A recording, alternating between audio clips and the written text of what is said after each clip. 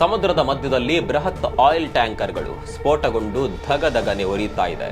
ಇನ್ನೊಂದು ಕಡೆ ಇರಾನ್ನ ಚಾಬಹಾರ್ ಪೋರ್ಟ್ನ ಬೃಹತ್ ಟ್ರಾಫಿಕ್ ಕಂಟ್ರೋಲ್ ಟವರ್ ಅನ್ನ ಅಮೆರಿಕ ಕಣ್ಣೆದುರೇ ಧ್ವಂಸ ಮಾಡಿದೆ.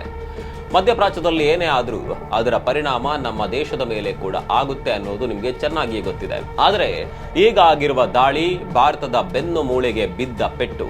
ಕಾರಣ ಅಮೆರಿಕ ಇರಾನ್ನ ಚಾಬಹಾರ್ ಬಂದರನ್ನೇ ಟಾರ್ಗೆಟ್ ಮಾಡಿದೆ. ಈ ಬಂದರು ಇರಾನ್ನಲ್ಲಿದ್ರು ಅದನ್ನ ನಿರ್ವಹಣೆ ಮಾಡ್ತಾ ಇರೋದು ಮಾತ್ರ ಭಾರತ. ಎಲ್ಲದಕ್ಕಿಂತ ಇಂಪಾರ್ಟೆಂಟ್ ಸಂಗತಿ ಅಂದ್ರೆ ಮಧ್ಯ ಏಷ್ಯಾಗೆ ಇದೇ ಬಂದರಿನ ಮೂಲಕ ಭಾರತದ ಸಂಪರ್ಕ ಇರೋದು. ಇಲ್ಲಿಂದಲೇ ಭಾರತ ವ್ಯಾಪಾರ ಮಾಡೋದು. ಹೀಗಿರುವಾಗ ಈ ಬಂದರಿನ ಮೇಲೆ ದಾಳಿಯಾದ್ರೆ ಅತಿ ದೊಡ್ಡ ನಷ್ಟವಾಗುವುದು ಭಾರತಕ್ಕೆ. ಅಷ್ಟಕ್ಕೂ ಭಾರತ ನೂರಾರು ಕೋಟಿ ರೂಪಾಯಿ ಸುರಿದು ಕಟ್ಟಿದ್ದ ಆ ಬೃಹತ್ ಪೋರ್ಟ್ ಮೇಲೆ ಸಾಕ್ಷಾತ್ ಅಮೆರಿಕ ಬಾಂಬ್ ಹಾಕಿದ್ಯಾ? ರಾತ್ರೋರಾತ್ರಿ ಜಗತ್ತಿನ ಅತಿ ದೊಡ್ಡ ಸೂಪರ್ ಪವರ್ ದೇಶ ಭಾರತದ ಹೆಮ್ಮೆಯ ಹೂಡಿಕೆಯ ಮೇಲೆ ಪ್ರಹಾರ ಮಾಡ್ತಾ ಅಮೆರಿಕ ಮತ್ತು ಇರಾನ್ ನಡುವಿನ ದ್ವೇಷದ ಕಿಡಿ ಈಗ ಭಾರತದ ಆರ್ಥಿಕತೆಯ ಬಾಗಿಲನ್ನೇ ಸುಡಲು ಬಂದಿದ್ಯಾಂ? ಮಧ್ಯಪ್ರಾಚ್ಯದಲ್ಲಿ ಏನಾಗ್ತಾ ಇದೆ ಎಲ್ಲವನ್ನ ತೋರಿಸ್ತೀವಿ ನೋಡಿ. ಸ್ನೇಹಿತರೆ ನಮಸ್ಕಾರ, ಚರಿತ್ರೆ ಮತ್ತೊಂದು ವಿಡಿಯೋಗೆ ನಿಮಗೆಲ್ಲ ಪ್ರೀತಿಯ ಸ್ವಾಗತ.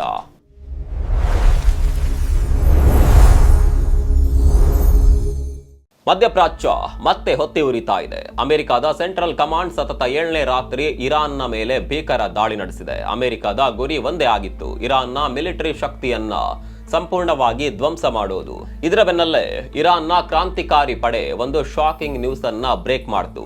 ಹರ್ಮುಜ್ ಜಲಸಂಧಿಯ ದಕ್ಷಿಣ ಭಾಗದಲ್ಲಿ ಸಮುದ್ರದೊಳಗೆ ಇಡಲಾಗಿದ್ದ ಮೈನ್ಗಳಿಗೆ ಡಿಕ್ಕಿ ಹೊಡೆದು 2 ಬೃಹತ್ ಆಯಿಲ್ ಟ್ಯಾಂಕರ್ಗಳು ಭೀಕರವಾಗಿ ಸ್ಫೋಟಗೊಂಡಿವೆ. ಅದು ಎಷ್ಟರ ಮಟ್ಟಿಗೆ ಅಂದ್ರೆ ಕ್ಷಣಾರ್ಧದಲ್ಲಿ ಆಕಾಶದೆತ್ತರಕ್ಕೆ ಬೆಂಕಿಯ ಜ್ವಾಲೆಗಳು ಎದ್ದಿವೆ. ಇರಾನ್ ಹೇಳೋದೇನು ಗೊತ್ತಾ? ಇದು ಅಮೆರಿಕದ ಬೇಹುಗಾರಿಕಾ ಸಂಸ್ಥೆಗಳ ಕುತಂತ್ರ. ಅವರ ತಪ್ಪು ಮಾಹಿತಿಯಿಂದಲೇ ಈ ಹಡಗುಗಳು ಮೇನ್ ಫೀಲ್ಡ್ಗೆ ನುಗ್ಗಿವೆ ಅಂತ. ಅಷ್ಟೇ ಅಲ್ಲ, ಈ ನಿರ್ಣಾಯಕ ಜಲಮಾರ್ಗದಲ್ಲಿ ಹೋಗಲು ಪ್ರಯತ್ನಿಸ್ತಾ ಇದ್ದ 4 ಹಡಗುಗಳನ್ನ ನಾವು ತಡೆದು ನಿಲ್ಲಿಸಿದ್ದೇವೆ ಅಂತ ಇರಾನ್ ಸ್ಟೇಟ್ ಟಿವಿಯಲ್ಲಿ ಘೋಷಣೆ ಮಾಡಿತು. ಆದರೆ ಅಮೆರಿಕ ಇದಕ್ಕಿಂತ ದೊಡ್ಡ ಪ್ಲಾನ್ ಮಾಡಿತ್ತು. ಆ ಪ್ಲಾನ್ ಭಾರತದ ನಿದ್ದೆಗೆಡಿಸುವಂತಿತ್ತು. ಅದೆಂತ ಪ್ಲಾನ್ ಗೊತ್ತಾ? ಈ ಮೊದಲು ಅಮೆರಿಕ ಅಧ್ಯಕ್ಷ ಟ್ರಂಪ್ ಒಂದು ಭಯಾನಕ ವಾರ್ನಿಂಗ್ ಕೊಟ್ಟಿದ್ರು. ನಾವು ಕೇವಲ ಇರಾನ್ನ ಮಿಲಿಟರಿ ಬೇಸ್ ಮೇಲೆ ಮಾತ್ರವಲ್ಲ, ಇರಾನ್ನ ಸಿವಿಲಿಯನ್ನ ಮೂಲ ಸೌಕರ್ಯಗಳ ಮೇಲೂ ದಾಳಿ ಮಾಡ್ತೀವಿ ಅಂತ ಗುಡುಗಿದ್ರು. ಅಂತೆಯೇ ಅಮೆರಿಕ ಈಗ ಏರ್ಪೋರ್ಟ್, ರೈಲ್ವೆ ಸ್ಟೇಷನ್ ಮತ್ತು ಸೇತುವೆಗಳ ಮೇಲೆ ದಾಳಿ ಮಾಡಿದೆ ಅಂತ ಇರಾನ್ ಗಂಭೀರ ಆರೋಪ ಮಾಡಿತು.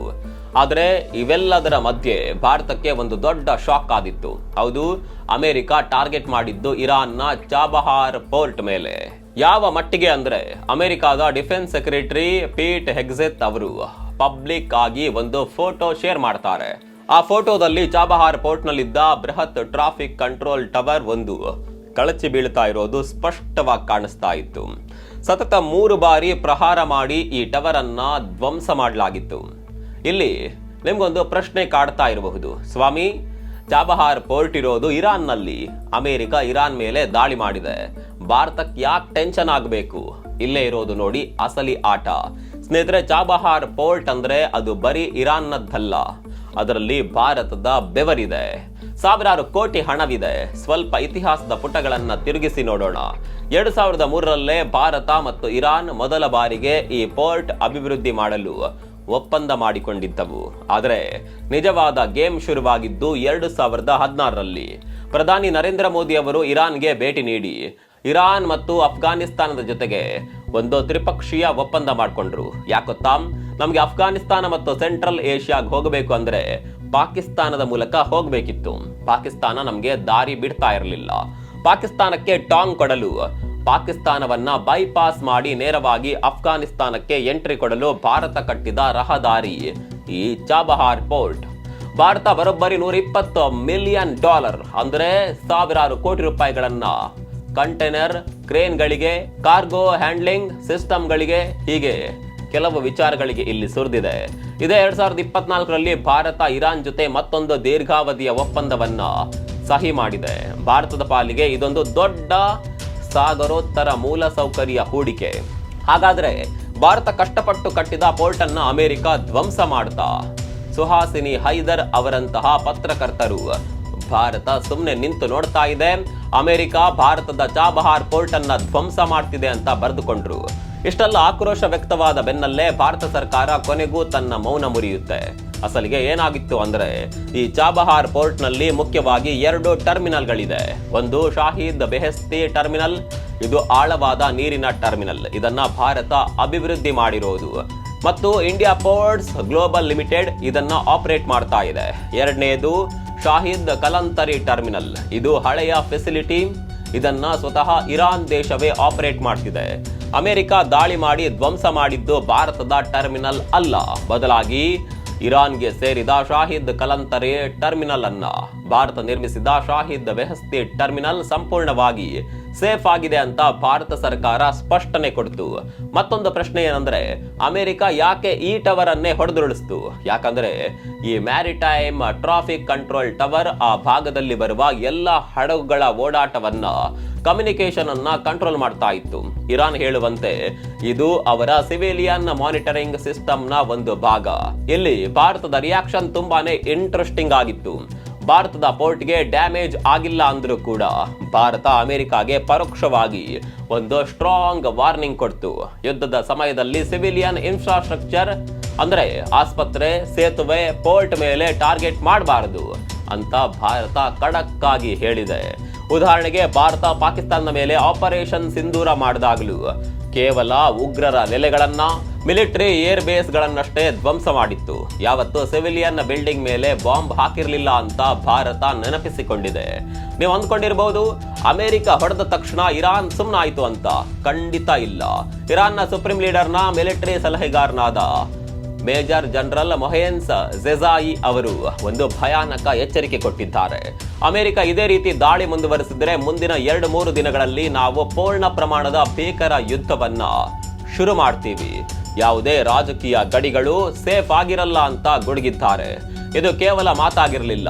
ಇರಾನ್ ರಿಟಾಲಿಯೇಟ್ ಮಾಡಲು ಶುರು ಮಾಡಿತು. ಕತಾರ್ನಲ್ಲಿದ್ದ ಅಮೆರಿಕದ ರಾಡಾರ್ ಸಿಸ್ಟಮ್ ಮೇಲೆ ಇರಾನ್ ದಾಳಿ ಮಾಡಿತು. ಕುವೈತ್ನಲ್ಲಿ ಅಮೆರಿಕ ಸೇನಾ ನೆಲೆಗಳ ಮೇಲೆ ದಾಳಿ ಮಾಡಿತು. ಇದರಿಂದ ಕುವೈತ್ನ ವಿದ್ಯುತ್ ಮತ್ತು ನೀರಿನ ಪ್ಲಾಂಟ್ಗೆ ಭಾರಿ ನಷ್ಟವಾಯಿತು. ಬಹರೇನ್ನಲ್ಲಿನ ಏರ್ ಬೇಸ್ನಲ್ಲಿ ಅಮೆರಿಕದ ಹೆಲಿಕಾಪ್ಟರ್ಗಳು ಮತ್ತು ವಿಮಾನಗಳನ್ನೇ ಇರಾನ್ ಟಾರ್ಗೆಟ್ ಮಾಡಿತು. ಅಷ್ಟೇ ಅಲ್ಲ, ಒಮನ್ ಮತ್ತು ಸಿರಿಯಾದ ಅಲ್ ತನ್ಫ್ ಮಿಲಿಟರಿ ಬೇಸ್ ಮೇಲೂ ಕೂಡ ದಾಳಿ ಮಾಡಿದ್ದಾಗಿ ಇರಾನ್ ಹೇಳ್ಕೊಂಡಿದೆ. ಇರಾನ್ನ ಕುರ್ದಿಸ್ತಾನ್ ಪ್ರದೇಶದಲ್ಲಿ ನಡೆದ ಡ್ರೋನ್ ಮತ್ತು ರಾಕೆಟ್ ದಾಳಿಯಲ್ಲಿ 9 ಜನ ಸಾವನ್ನಪ್ಪಿದ್ದಾರೆ. ಜಾರ್ಡನ್ ಸೇನೆ 3 ಇರಾನಿಯನ್ ಮಿಸೈಲ್ಗಳನ್ನ ಹೊಡೆದುರುಳಿಸಿದೆ. ಅಂದ್ರೆ ಇದು ಕೇವಲ ಇರಾನ್ ಮತ್ತು ಅಮೆರಿಕದ ಯುದ್ಧವಾಗಿ ಉಳಿದಿಲ್ಲ, ಇಡೀ ಮಧ್ಯಪ್ರಾಚ್ಯ ಬೆಂಕಿಯ ಕುಲುಮೆಯಾಗಿದೆ. ಇಲ್ಲಿವರೆಗೆ ಇರಾನ್ನಲ್ಲಿ ಕನಿಷ್ಠ 38 ಜನ ಸತ್ತಿದ್ದಾರೆ, 400ಕ್ಕೂ ಹೆಚ್ಚು ಜನ ಗಾಯಗೊಂಡಿದ್ದಾರೆ. ಅಮೆರಿಕ ಈಗ ಇರಾನ್ನ ಬಂದರುಗಳನ್ನ ಬ್ಲಾಕ್ ಮಾಡಿದೆ. ಇರಾನ್ನ ಸ್ಥಿತಿ ಹೇಗಿದೆ ಅಂದ್ರೆ, ತಾಪಮಾನ ಏರ್ತಾ ಇದ್ರು ಎಸಿ ಆಫ್ ಮಾಡಿ ವಿದ್ಯುತ್ ಉಳಿಸಿ ಅಂತ ಅಲ್ಲಿನ ಸರ್ಕಾರ ಜನರಿಗೆ ಬೇಡಿಕೊಳ್ಳುವ ಪರಿಸ್ಥಿತಿ ಬಂದಿದೆ. ಚೀನಾ ಮತ್ತು ಪಾಕಿಸ್ತಾನ ದಯವಿಟ್ಟು ಯುದ್ಧ ನಿಲ್ಲಿಸಿ ಮಾತುಕತೆಗೆ ಬನ್ನಿ ಅಂತ ಅಮೆರಿಕ ಮತ್ತು ಇರಾನ್ಗೆ ಕರೆ ನೀಡ್ತಾ ಇದೆ. ಆದರೆ ಪ್ಯಾರಿಸ್ನ ಮಿಡ್ಲ್ ಈಸ್ಟ್ ತಜ್ಞ ಡೇವಿಡ್ ಕಲ್ಫಾ ಹೇಳುವ ಪ್ರಕಾರ ಅಮೆರಿಕ ಮತ್ತು ಇರಾನ್ ಇಬ್ಬರಿಗೂ ಈ ಯುದ್ಧ ಮುಂದುವರಿಸುವ ಆಸಕ್ತಿ ಇಲ್ಲ. ಆದರೆ ಇಬ್ರು ರಾಜಿ ಮಾಡಿಕೊಳ್ಳಲು ಕೂಡ ಸಿದ್ಧರಿಲ್ಲ. ಯಾಕಂದ್ರೆ ಒಂದು ಹೆಜ್ಜೆ ಹಿಂದೆ ಇಟ್ಟರು ಅದು ಶರಣಾಗತಿ ಅಂತ ಅವರು ಭಾವಿಸ್ತಾರೆ. ಸ್ನೇಹಿತರೆ, ಯೋಚನೆ ಮಾಡಿ, ಒಂದ್ ಕಡೆ ಪಾಕಿಸ್ತಾನದ ಗ್ವಾದಾರ್ ಪೋರ್ಟ್ ಅನ್ನ ಚೀನಾ ಡೆವಲಪ್ ಮಾಡ್ತಿದೆ. ಅದಕ್ಕೆ ಪೈಪೋಟಿಯಾಗಿ ಕೆಲವೇ ಸ್ವಲ್ಪ ದೂರದಲ್ಲಿರುವ ಇರಾನ್ನ ಚಾಬಹಾರ್ ಪೋರ್ಟ್ ಅನ್ನ ಭಾರತ ಡೆವಲಪ್ ಮಾಡ್ತಿದೆ. Chabahar port straight of Hormuz ಆಚೆ ಇರೋದ್ರಿಂದ ಭಾರತದ ಸರಕು ಸಾಗಾಣಿಕೆಗೆ ಯಾವ ತೊಂದರೆಯೂ ಆಗಲ್ಲ ಅನ್ನೋದು ಸಮಾಧಾನದ ಸಂಗತಿ. ಆದರೆ ಜಗತ್ತು ಈಗ ಒಂದು ಬಿಸಿಯಾದ ಜ್ವಾಲಾಮುಖಿಯ ಮೇಲೆ ಕೂತಿದೆ. ಒಂದೇ ಒಂದು ಸಣ್ಣ ತಪ್ಪು, ಕೇವಲ ಒಂದೇ ಒಂದು ಮಿಸ್ ಫೈರ್ ಇಡೀ ಪ್ರಪಂಚವನ್ನ 3ನೇ ಮಹಾಯುದ್ಧಕ್ಕೆ ತಳ್ಳಬಹುದು. ಚಾಬಹಾರ್ ಪೋರ್ಟ್ ಮೇಲೆ ದಾಳಿ ಮಾಡಿ ಅಮೆರಿಕ ಕೇವಲ ಇರಾನ್ಗೆ ವಾರ್ನಿಂಗ್ ಕೊಟ್ಟಿದ್ಯೋ, ಅಥವಾ ತನ್ನದೇ ಆದ ಸ್ವತಂತ್ರ ವಿದೇಶಾಂಗ ನೀತಿ ಅನುಸರಿಸ್ತಾ ಇರುವ ಭಾರತಕ್ಕೂ ಒಂದು ಇಂಡೈರೆಕ್ಟ್ ಮೆಸೇಜ್ ಪಾಸ್ ಮಾಡಿದ್ಯೋ ಅನ್ನೋದು ಈಗಿನ ದೊಡ್ಡ ಪ್ರಶ್ನೆ. ನಿಮ್ಗೇನನ್ಸುತ್ತೆ? ಈ ಯುದ್ಧದಲ್ಲಿ ಭಾರತದ ಮುಂದಿನ ಹೆಜ್ಜೆ ಏನಾಗಿರಬೇಕು? ಅಮೆರಿಕದ ಈ ನಡೆಯ ಬಗ್ಗೆ ನಿಮ್ಮ ಅಭಿಪ್ರಾಯವೇನು? ದಯವಿಟ್ಟು ಕಾಮೆಂಟ್ ಬಾಕ್ಸ್ ನಲ್ಲಿ ತಿಳಿಸಿ. ಮತ್ತೊಂದು ವಿಡಿಯೋದಲ್ಲಿ ಸಿಗೋಣ. ಅಲ್ಲಿವರೆಗೂ ನಮಸ್ಕಾರ.